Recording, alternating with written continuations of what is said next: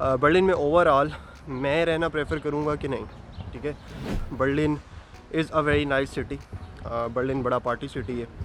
उसमें भी वो जर्मन इतनी हाई लेवल डिमांड नहीं करती। इंग्लिश आती हो तो अक्सर इंग्लिश स्पीकिंग लोगों को यहाँ पे बड़े ईज़िली जॉब मिल जाती है। बड़ा कोल्ड बिहेवियर जर्मन्स का कई दफ़ा माना जाता है। तो एक तो आपको ये एडवांटेज लगेगा कि आपको काफ़ी ना इंटरनेशनल सिटी का माहौल मिलेगा। फिर अपॉर्चुनिटीज़ इंटरनेशनल स्टूडेंट्स के लिए इन इंग्लिश स्पीकिंग भी काफ़ी हैं, लाइक वर्किंग स्टूडेंट जॉब्स कह लें।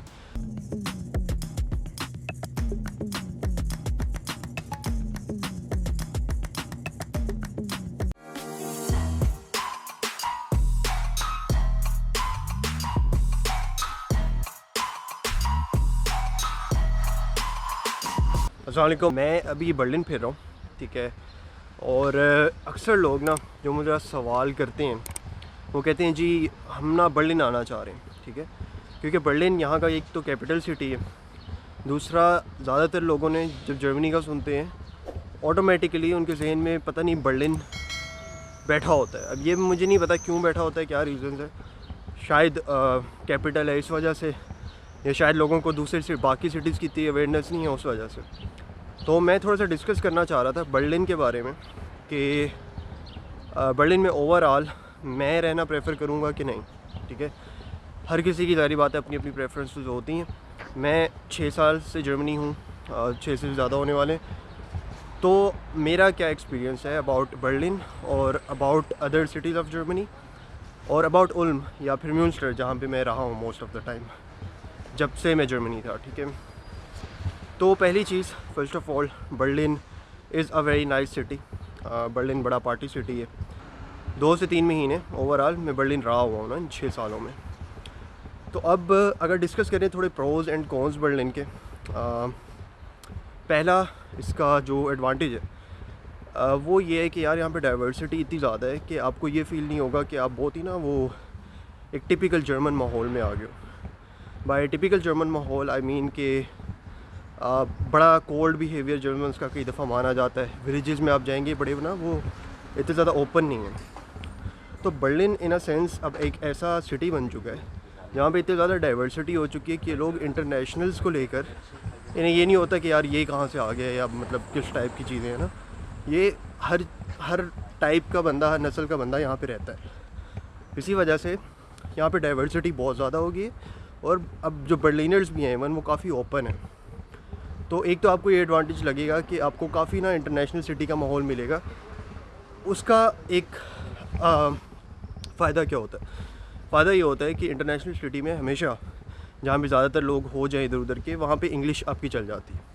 ये दूसरा एडवांटेज है बर्लिन में रहने का। यहाँ पे ज़्यादातर जॉब्स भी आप देखेंगे उसमें भी वो जर्मन इतनी हाई लेवल डिमांड नहीं करती। इंग्लिश आती हो तो अक्सर इंग्लिश स्पीकिंग लोगों को यहाँ पे बड़े ईज़िली जॉब मिल जाती है।